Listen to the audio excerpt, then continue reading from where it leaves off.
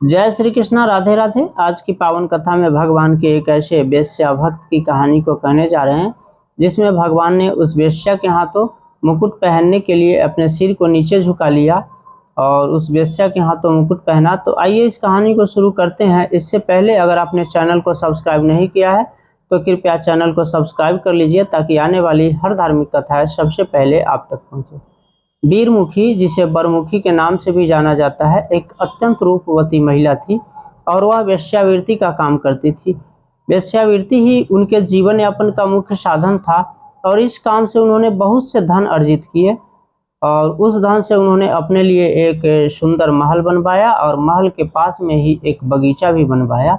उस बगीचे में तरह तरह के फल फूल के पौधे लगे हुए थे और बगीचा के पास ही पीपल के वृक्ष को उन्होंने एक लगाया था जो काफी हरा भरा और छायादार था। पीपल के वृक्ष के नीचे उन्होंने एक चबूतरा भी बनवा रखा था। एक दिन श्री रंगनाथ मंदिर के महंत कुछ संतों के साथ उस गांव में पहुंचे जिस गांव में वीरमुखी जी का घर था। उन्होंने गांव के एक आदमी से पूछा कि यहाँ कोई ऐसा शांत जगह नहीं है और अच्छा जगह जहाँ पे बैठकर हम लोग अपना भजन कीर्तन करें, विश्राम करें और श्री ठाकुर जी को भी वहाँ विराजमान करके पूजा आरती करें। तो वह व्यक्ति बहुत शरारती था। उसने श्री बरमुखी जी का यानी वीरमुखी जी का घर बता दिया और कहा कि आप वहीं जाइए। वो बहुत ही धार्मिक प्रवृत्ति की व्यक्ति है और संतों की खूब सेवा करती है। संत तो अनजान थे। सभी संत यानी संतों की टोली श्री वीरमुखी जी के बगीचे के पास पहुँचे। वहाँ देखा उन्होंने कि उपवन तो वास्तव में बहुत सुंदर था और लुभावना था। वे वही पीपल के वृक्ष के नीचे चबूतरे पर आसन लगाकर सभी संतों के साथ महंत जी बैठ गए। सभी संत अपनी अपनी क्रियाओं में व्यस्त हो गए। कोई चंदन घिस रहे थे, कोई स्नान कर रहे थे, कोई भजन कीर्तन कर रहे थे और महंत जी ने वहीं पे एक छतरी लगाकर एक ऊंचा सिंहासन देकर श्री ठाकुर जी को विराजमान कर दिया।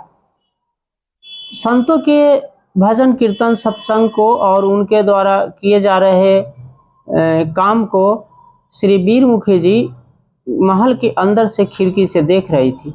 अब भागवत कृपा ऐसी हुई कि श्री वीरमुखी जी के मन में भी भगवान के प्रति प्रेम जाग उठा और वे मन ही मन अपने को कोसने लगी कि मेरे यहाँ संत आए हैं, मेरे घर के बाहर संत है और मैं उनको तो अंजल भी ग्रहण नहीं करा सकती हूँ क्योंकि वे तो मेरे हाथ से ग्रहण भी नहीं करेंगे, मैं तो पतित हूँ।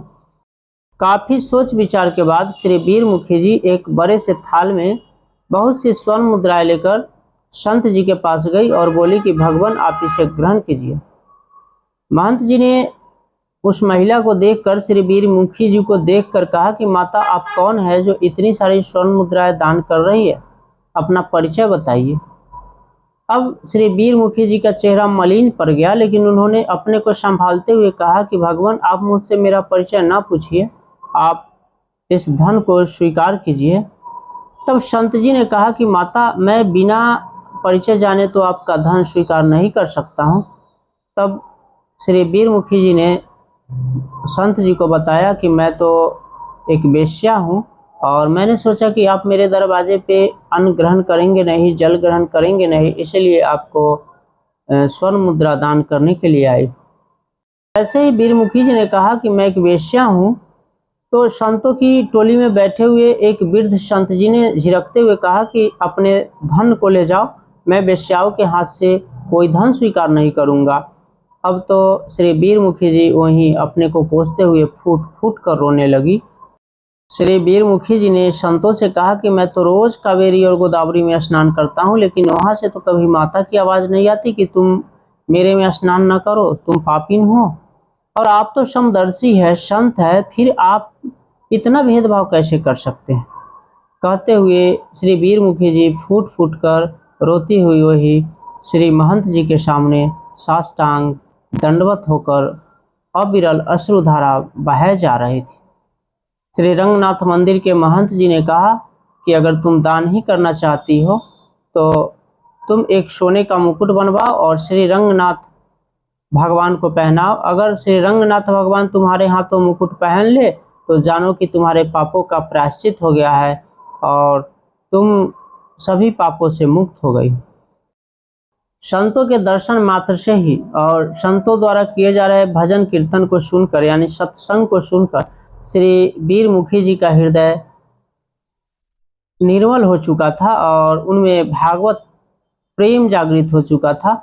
उन्होंने तुरंत जितने भी धन इकट्ठे किए थे सबको बेचकर और श्री रंगनाथ भगवान के लिए एक सोने का मुकुट बनवाई और फिर श्री रंगनाथ मंदिर के जो महंत जी थे उनके साथ श्री रंगनाथ भगवान का दर्शन करने के लिए, श्री रंगनाथ भगवान को मुकुट पहनाने के लिए उन संतों की टोली के साथ चल पड़ी। जब वह श्री रंगनाथ मंदिर के बाहर मुख्य द्वार पर पहुंची तो देखा कि पीछे आगे आगे महंत जी है और पीछे पीछे वेश्या है, तो पुजारियों में कानाफूसी होने लगी, गांव वालों में भी कानाफूसी होने लगी कि महंत जी एक वेश्या को लेकर आए हैं श्री रंगनाथ भगवान को मुकुट पहनाने के लिए। तो लेकिन श्री महंत जी तो श्री रंगनाथ भगवान से सीधा संवाद करते थे, इसीलिए किसी की हिम्मत न हुई कि महंत जी को कोई रोके। महंत जी मंदिर के अंदर गए, विग्रह के सामने गए और श्री वीरमुखी जी वहीं द्वार पर खड़ी रही। श्री रंगनाथ भगवान का विग्रह ऊंचा है, तो महंत जी ने श्री रंगनाथ भगवान को मुकुट पहनाया, लेकिन भगवान तो मुकुट पहन ही नहीं रहे थे। बार बार महंत जी श्री रंगनाथ भगवान के मस्तक पर मुकुट रखते और मुकुट नीचे गिर जाता। कई बार जब ऐसा ही हुआ तो संत जी को लगा कि वास्तव में भगवान नाराज है, मैंने जो एक वेश्या के हाथों यह मुकुट बनवाया है इसीलिए भगवान ग्रहण नहीं करना चाहते। इधर श्री वीरमुखी जी मुख्य द्वार पर खड़ी अविरल अश्रु धारा बहाए जा रही थी और मन ही मन प्रार्थना कर रही थी कि हे प्रभु मुझे शरण दीजिए, मैं आपकी शरणागति में आया हूँ, मैं अधम हूँ, मैं पापी हूँ, मैं मूर्ख हूँ, कामी हूँ, मुझे अपनी शरणागति में ले लीजिए प्रभु, मेरा उद्धार कीजिए। भगवान ने श्री वीरमुखी जी के आर्त वचन को सुन लिया और श्री महंत जी से कहा कि महंत जी मैं आपके हाथ से इस मुकुट को स्वीकार न करूंगा, मैं तो वीरमुखी के हाथ से ही मुकुट पहनूंगा। महंत जी ने वीरमुखी को बुलाया और वीरमुखी जी अंदर गई। श्री रंगनाथ भगवान का विग्रह काफी ऊंचा होने के कारण श्री वीरमुखी जी का हाथ भगवान के मस्तक तक नहीं पहुंच पाया। तो भगवान ने देखा कि अब मेरी जो भक्त है श्री वीरमुखी वह निराश हो जाएगी, तो भगवान ने श्री वीरमुखी के हाथों मुकुट पहनने के लिए अपने मस्तक को झुका लिया। मस्तक को झुकाने के बाद श्री वीरमुखी जी ने भगवान श्री रंगनाथ को मुकुट पहनाया और कर जोड़कर अविरल अश्रुधारा बहाते रही। भगवान ने वीरमुखी को भक्ति का वरदान दिया और जैसे ही वहाँ मौजूद सभी पुजारियों ने देखा कि भगवान ने तो स्वयं मस्तक झुकाकर वीरमुखी के हाथों मुकुट पहन लिया है, तो सभी लोग आश्चर्यचकित रह गए और वीरमुखी की वंदना करने लगे। तो ऐसे है भक्त वत्सल भगवान जो अपने भक्त के आर्त वचन सुनकर तुरंत ही पसीज जाते हैं। जो भगवान की शरणागति में चला जाता है भगवान उसे अपना शरण दे देते हैं। तो यह थी आज की कथा। बहुत दिनों तक श्री वीरमुखी जी वहीं रहकर भजन कीर्तन करती रही और अंत में देह त्याग कर परमधाम को गई। तो आज की कथा में बस इतना ही। कल मिलेंगे किसी नए कथा के साथ। तब तक के लिए राधे राधे, जय श्री कृष्णा। और पुनः एक बार आपसे अनुरोध है कि अगर कथा अच्छी लगी हो तो कृपया चैनल को सब्सक्राइब कर दीजिए ताकि आपका प्यार और सहयोग हमें मिलता रहे। जय श्री कृष्ण।